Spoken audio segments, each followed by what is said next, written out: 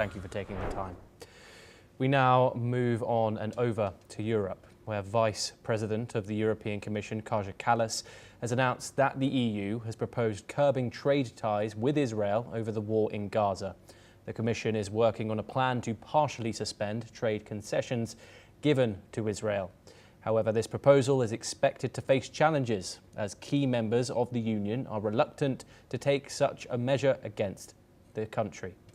An increasing number of European countries are criticising Israel over the expansion of the war in Gaza, with many having announced their intention to recognise a Palestinian state.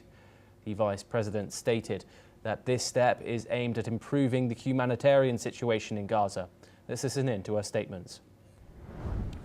The Commission adopted a proposal to partially suspend trade concessions. Commissioner Šefčovič will update you on the trade details in a minute. And I want to be very clear. The aim is not to punish Israel. The aim is to improve the humanitarian situation in Gaza. EU's Vice President Kaja Kallas also commented on India's participation in military exercises in Belarus, stating that India's purchases of Russian oil hinder closer ties with the EU. She emphasised that the EU-India partnership goes beyond trade and involves the defence of a rules-based international order. India's participation in military exercise is being viewed as an obstacle to relations. Let's listen in to what she had to say. India's participation in Russia's military exercises and its purchase of Russian oil stand in the way of closer ties, because ultimately our partnership is not only about trade but also about defending rules-based international order.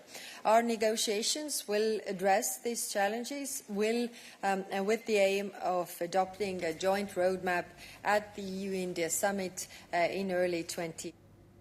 We stay in Europe for our next story, where Denmark will acquire long-range precision weapons as part of an effort to bolster its military in response to the growing threat posed by Russia, Prime Minister Mette Frederiksen has announced.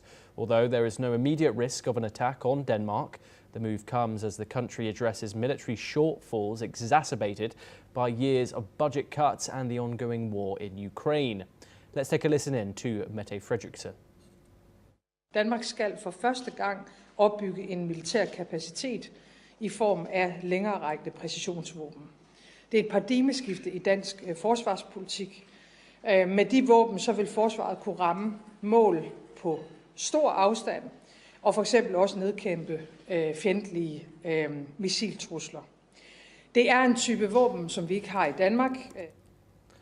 This year, Denmark significantly increased its military budget to strengthen its defence capabilities, with a focus on countering Russia's potential long-term threat to Europe. In addition, Denmark recently committed to spending 58 billion Danish crowns, which is approximately $9.2 billion, on European-made air defence systems. Defence Minister Troels Lund Poulsen emphasised the importance of both offensive and defensive capabilities, including integrated air defence and ground-based systems.